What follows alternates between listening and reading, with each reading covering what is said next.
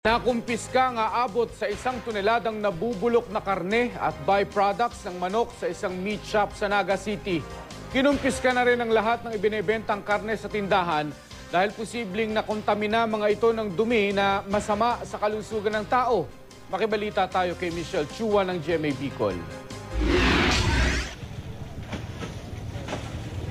Aabot sa 1 toneladang karneng manok at byproducts nito ang nakumpiska sa isang meat shop sa Naga City People's Mall.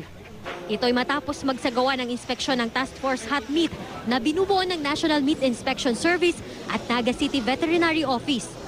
Bawal nang ibenta ang mga naturang karne dahil nasa state of decomposition o labis nang nabubulok ang mga ito at delikado ng kainin ng tao.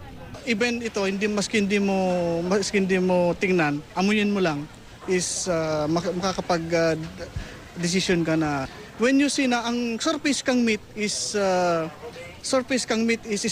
makintab, parang may tubig sa ibabaw, hawakan mo at ganyanin mo may parang sipon, slimy, that is the early stage of decomposition.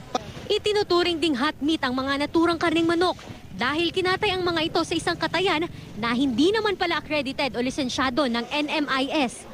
Maging ang ibang manok na ibinenta sa parehong tindahan, kinumpiska na rin ng mga otoridad dahil posible raw na nakontamina na ang mga ito ng mikrobyong galing sa mga dugyot na produkto.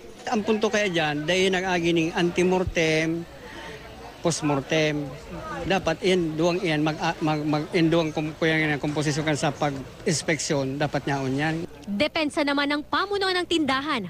For disposal na o nakatakda na raw itapon ang mga nadiskubreng karne ng manok.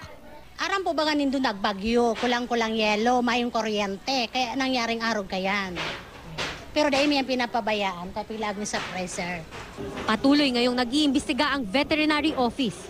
Isusumiti nila ang resulta ng investigasyon sa City Legal Office para mapag-aralan ang mga posibleng asuntong isasampa laban sa meat shop. Michelle Chua, Nagbabalita, Pilipinas.